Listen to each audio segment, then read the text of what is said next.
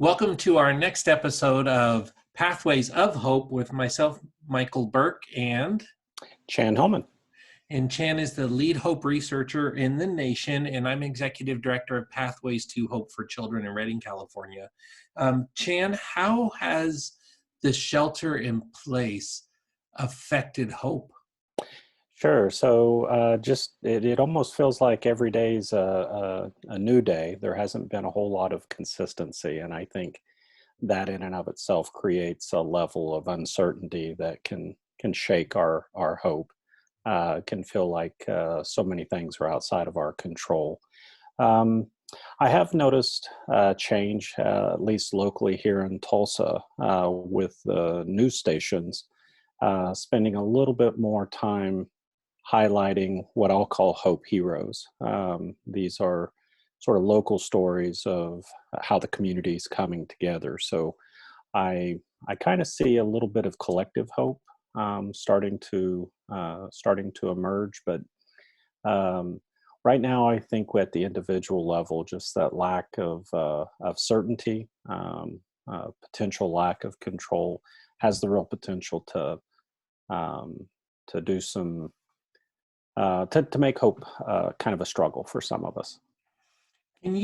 I completely agree. I've actually done 4 or 5 news stories just this month because of the uh, April is Child Abuse Prevention Month, and we're trying to get the word out. And I always talk about hope on all of those media interviews because I do think that it's can be an answer to a lot of the world's problems, if you will.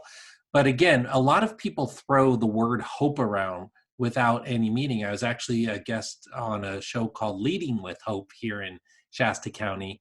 And when I explained what hope meant to the host who named his podcast Leading with Hope, he's like, wow, because a lot of people just throw that word out there. Hope's been around for a long time, but the science of hope is relatively new, isn't it? Can you kind of refresh us a little bit on the science of hope? Sure. So hope is the belief that the future will be better than today, and that you have the power to make it so. So hope is about action. It is about taking action to pursue your future. And the way that we think about that and study it is this idea that our future is based upon the goals that we set.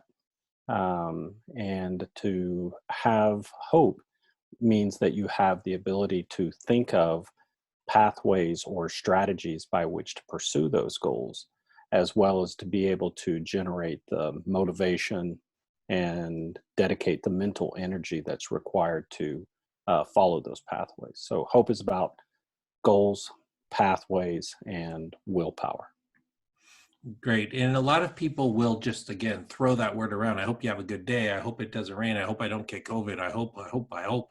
But I love your saying that a goal without a pathway is a wish, because there's a lot of things we wish. And I think the word hope is used as a wish a lot of times. Oh, absolutely. Absolutely. We use it every day. Um, I tend to make a point whenever I send an email to always end with, I hope you have a great day. And that's just kind of my way to, a little satire, I suppose. That what I really mean is, I wish you would have a great day. So, yeah. Yeah. You're not necessarily in control of their agency pathway or goals, are you? Yeah. I can't dictate whether or not you're going to have a good day. So thanks for the bringing us back to point here. I wanted to talk on this podcast especially about hope in schools. You've done a lot of work in the Tulsa school district around hope. I'm looking really forward to seeing your curriculum and maybe implementing it here in our town. But really, hope is is something that children need. So how is hope manifested in the school area, and how can we, now that we're doing distance learning and teaching our kids from home, help increase hope in our own children as we school them? Sure. Yeah, so we are for about the last year, we've been working with several school districts in Oklahoma, and the basic premise of this work is building trauma-informed and hope-centered schools.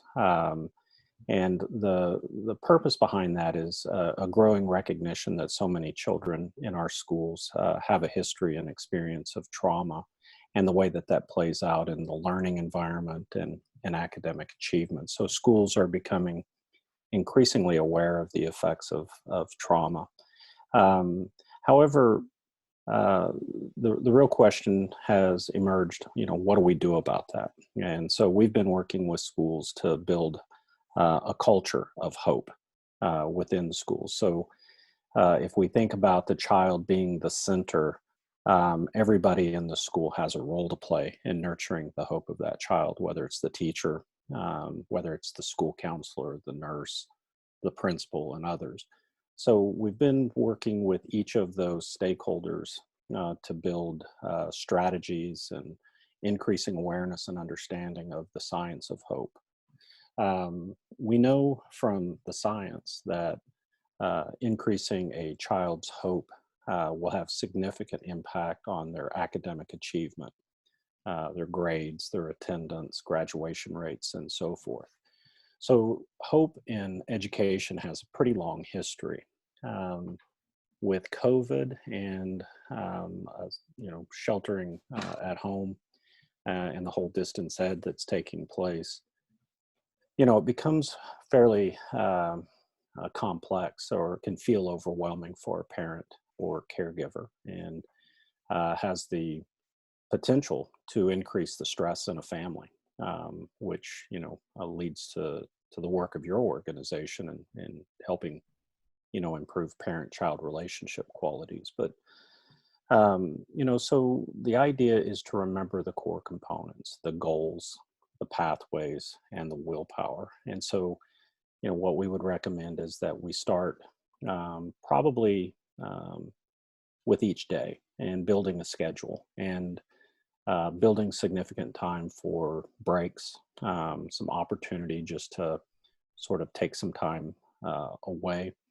The other thing that I recognize, I think, is that, as parents are now becoming responsible for helping a child navigate things like math, science, art, reading, that we're not all skilled in those areas.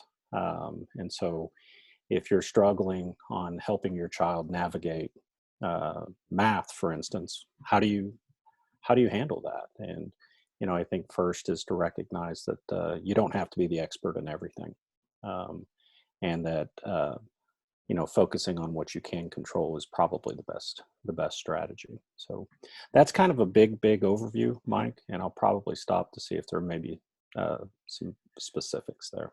No, I think that that's really great, because I think that there's pieces of that we can really focus on, which are setting goals each day. Because we as parents can look at, okay, I've got to do the rest of the semester. How's my kid going to get through this school year? Are they going to be held back if they don't? These bigger questions can be overwhelming. And children aren't used to seeing us in leadership roles besides parents. They're not used to seeing us as teachers or guides or mentors.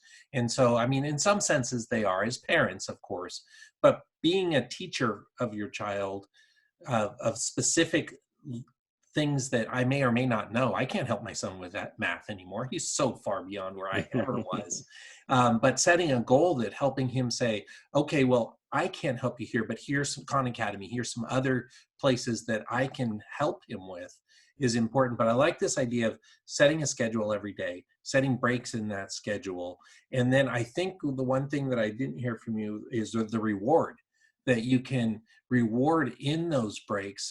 So if you get through reading 20 pages in your book, let's have a carrot break or a healthy snack break, or go outside and do a walk. So I like that reward part, is kind of what I've learned from you over the years too. In the hope theory is part of the goal is, what do you achieve at the end? What's the outcome of that goal? Sure. Yeah. And I guess one of the things I'd like to kind of emphasize a little bit on that is, it might be worth even sitting down with the child to figure out what those rewards are, right? So what is it that the child desires? What is the goal that they would like to be rewarded for or to achieve? Because, if you have a child who's not highly motivated for school, but if you can identify the goal that they actually do desire, and maybe that's spending some time with social media with friends, for instance, then schoolwork can become a pathway to helping that child achieve that. So, finding ways to that they're doesn't necessarily have to be conflict, that those things can work together. I love that. And maybe that's something you can touch on for, we'll set up a scenario that either a teacher in a classroom or a parent home teaching could do. So a child doesn't want or can't comprehend a topic. So how can you use hope theory to help a child comprehend um, some topic? I'm trying to think of one. I like when I was really little, I struggled, still do, with spelling. But how can you help? What's some practical applications to help a child through a struggle?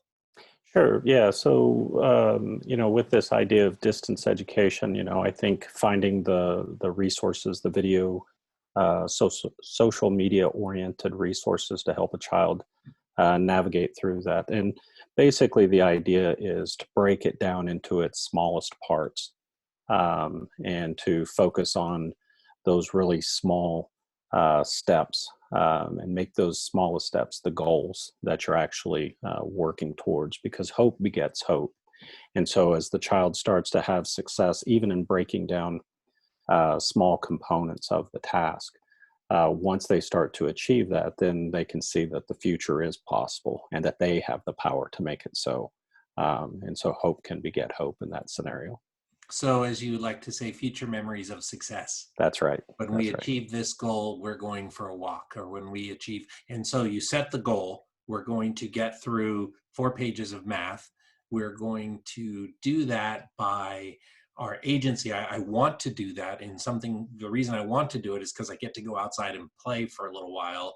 And then the pathway to get there is that we're going to go through this and do this together. We're going to go through each lesson and we're going to learn it. So that way we can achieve our goal of finishing our 5 pages, which gives me the agency then to go outside and get some fresh air. Sure. Yeah, no, that sounds right. Okay, so as we wrap up this kind of segment of what we can do at home to help our kids learn hope, can you talk a little bit more about the research that you've done? Maybe some outcomes of implementing hope theory into the classroom? Sure. So let me talk about it from two different standpoints. The most pronounced way to think about it is how hope is related to academic achievement. And again, hope, has a significant association with attendance, with grades, grade point average, with graduation rates, those kinds of things. One of the studies we just finished, actually in early February, we finished the study. And what we found is that teachers' level of hope was actually a significant buffer to burnout and turnover. And so one of the real significant national issues for teachers and schools is retention of effective teachers and sort of mitigating the burnout, because they're doing hard work day in and day out. And it turns out that the teacher's own hope becomes a significant factor in that equation. And we like to say from Brene Brown's work, you can't give what you don't have. And so we want to make sure we take care of our teachers and counselors and principals and school personnel as well. And right now, parents, Right now, parents, yeah.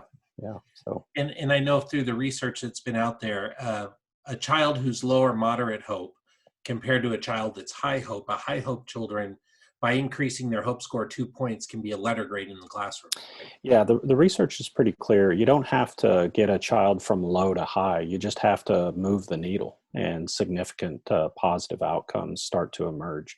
And our research certainly shows that, in terms of, especially with children with a high trauma history and background, you see increased potential for self-control, curiosity, better parent-child relationships start to emerge in that factor. But you're right. If you can move the needle just by 2 points, you'll predict a letter grade change in the classroom. Okay, great. On our next segment, I want to talk specifically about how do you measure hope? What are steps that I can do at home to measure my own hope score, my children's hope score? But we'll save that for the next hour, next chat. So thank you so much, Chan. This has been Pathways of Hope with Michael Burke and Chan Hellman. so thank you. We'll catch you next time.